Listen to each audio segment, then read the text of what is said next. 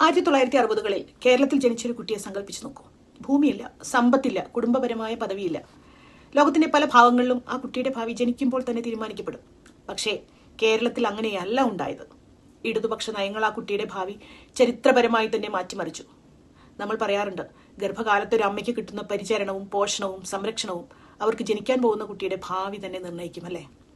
അതുപോലെ കേരളത്തിന്റെ ഇടതു രാഷ്ട്രീയ നിക്ഷേപങ്ങൾ സമൂഹത്തിന്റെ ദീർഘകാല ശക്തി രൂപപ്പെടുത്തിയത് വ്യക്തികളെ മാത്രമല്ല, ഭാവി തലമുറകളെ കൂടിയാണ്. കർഷകരിൽ നിന്ന് നഴ്സുമാർ വരെ, IT പ്രൊഫഷണലുകൾ മുതൽ വിദേശത്ത് ജോലി ചെയ്യുന്ന തൊഴിലാളികൾ വരെ, മകളെ ആത്മവിശ്വാസത്തോടെ സ്കൂളിലേക്ക് അയക്കുന്ന അമ്മമാർ വരെ ആ രാഷ്ട്രീയ പോഷണത്തിന്റെ ജീവിക്കുന്ന തെളിവുകളാണ്. കേരളത്തിന് ഗൾഫ് പണം ലഭിക്കുന്നുണ്ടെന്ന് പറയുന്നു. പക്ഷെ എന്തുകൊണ്ടാണ് കേരളീയർക്ക് ആഗോളതലത്തിൽ ജോലി ചെയ്യാൻ ആവശ്യമായ സ്കിൽ ലഭിച്ചത്? Because of universal schooling. Skill development was Kerala's capital.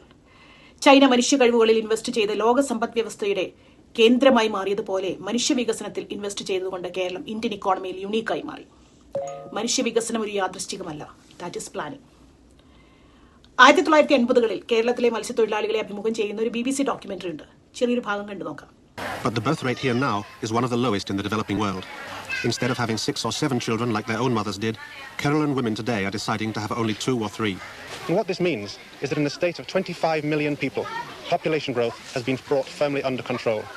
In not much more than 10 years, the birth rate here has been halved. Why it's happened is something of a mystery. But in a world where rapid population growth is still one of the major problems of our time, the secret of Kerala's achievement would clearly be an important discovery. I asked them who'd taken the decision, husband or wife. The decision was taken by Pannamma. What about you, Panya?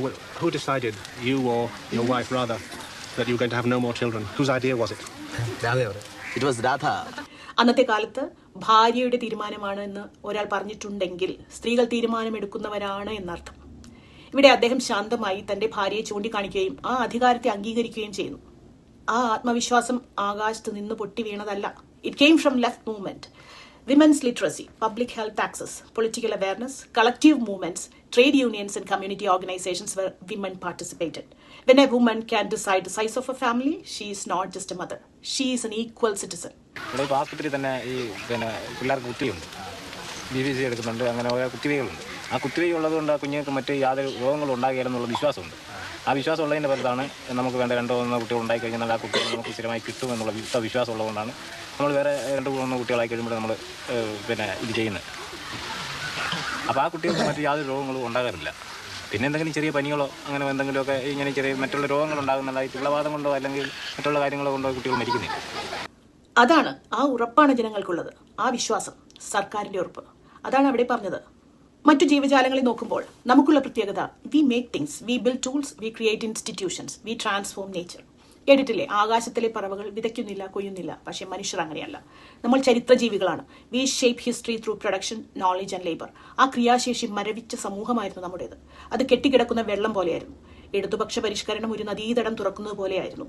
അന്നത്തെ ജാതി ശ്രേണിയിൽ ഏറ്റവും മുകളിൽ എന്ന് കരുതപ്പെട്ടിരുന്നവർ പോലും പാരമ്പര്യമായി കിട്ടുന്നത് അനുഭവിച്ചു പോയിരുന്നു എന്നല്ലാതെ അവരുടെ ക്രിയേറ്റിവിറ്റിയും പ്രൊഡക്റ്റീവ് സ്കിൽസും ഒക്കെ മരവിച്ചു പോയിരുന്നു. വിദ്യാഭ്യാസം സാർവത്രികമാക്കിയപ്പോൾ അധ്വാനത്തിന് അന്തസ്സ് ലഭിക്കുക മാത്രമല്ല ഉണ്ടായത്, ഇവരെ കൂടി പൂർണ്ണ മനുഷ്യരാക്കുകയും സാമ്പത്തികമായും സാമൂഹികമായും ആധുനിക മനുഷ്യരാക്കി മാറ്റിയെടുക്കുകയും ചെയ്തു. ജനിച്ച സാഹചര്യം ഒരു മനുഷ്യനെ നിർവചിച്ചിരുന്ന സമയമായിരുന്നു അന്ന്. എല്ലാവർക്കും ഒരുപോലെ അവസരങ്ങൾ തുറന്നുകൊടുത്ത ചരിത്രത്തിന്റെ പ്രവാഹത്തിലേക്ക് കൊണ്ടുവന്നതായിരുന്നു ഇടതുനയം. ഇവിടെ മറുവശത്ത് കോൺഗ്രസ് കാട്ടിക്കൂട്ടുന്ന ഷോ ആണ് ഭയങ്കരം. അടുത്ത കാലത്ത് കോൺഗ്രസ് നേതാവ് രമേശ് ചെന്നിത്തല പറഞ്ഞ സ്റ്റേറ്റ്മെന്റ് കേൾക്കാം. ഗവൺമെന്റ് ജോലി ഇതൊന്നുമല്ല. Government should act as A facilitator. Government facilitator ആകണം. അധികാരത്തിൽ വന്നാൽ ഇടതു സർക്കാർ ചെയ്യുന്ന പോലെ ഒന്നും ചെയ്യേണ്ട, സർക്കാർ മേഖല ശക്തിപ്പെടുത്തേണ്ട, സർക്കാർ സ്ഥാപനങ്ങൾ സംരക്ഷിക്കേണ്ട, നമ്മൾ വെറും ഫെസിലിറ്റേറ്റർ ആയാൽ മതി എന്ന്. സർക്കാർ ഒരു ബ്രോക്കറല്ല, സർക്കാർ ഒരു ലേലക്കാരനുമല്ല കേട്ടോ. സർക്കാർ ജനങ്ങളുടെ സംരക്ഷകരാണ്. ഈ കേരളം ഇന്ന് നിൽക്കുന്നത് യാദൃശ്ചികമായി അല്ല. ഇടതു സർക്കാരുകളുടെ ഭൂസമരങ്ങൾ, പൊതുവിദ്യാഭ്യാസം, പൊതുജനാരോഗ്യം, റേഷൻ സംവിധാനം, ഇതൊക്കെ ചേർന്നാണ് ഈ സമൂഹം ഉയർന്നത്. ഫെസിലിറ്റേറ്റേഴ്സ് മാത്രമാണ് എന്ന് പറഞ്ഞത് ജനങ്ങളോട് പറഞ്ഞ വാക്കല്ല കേട്ടോ.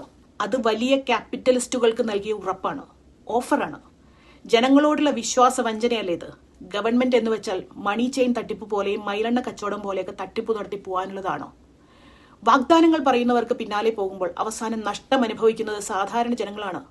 നമ്മുടെ പണം കൊണ്ട് പണിത നമ്മുടെ ഉടമസ്ഥതയിലുള്ള പൊതു സംവിധാനങ്ങൾ സ്വകാര്യ ലാഭത്തിന് വിട്ടുകൊടുക്കുന്നത് പുരോഗതിയല്ല, അത് കൈമാറ്റമാണ്. ഇതൊരു തെരഞ്ഞെടുപ്പ് മാത്രമല്ല, ഇതൊരു തീരുമാനമാണ്. കേരളം കെട്ടിപ്പടുത്തിയത് മനുഷ്യ കേന്ദ്രീകൃതമായ രാഷ്ട്രീയമാണ്. അതിനെ തകർക്കാൻ ശ്രമിക്കുന്നവർക്ക് മറുപടി നൽകേണ്ട സമയം ഇതാണ്. ശക്തമായ തലമുറകൾ തുടർച്ചയായ പ്രതിബദ്ധതയിലാണ് രൂപപ്പെടുന്നത്. ഇടതുപക്ഷം തുടരണം.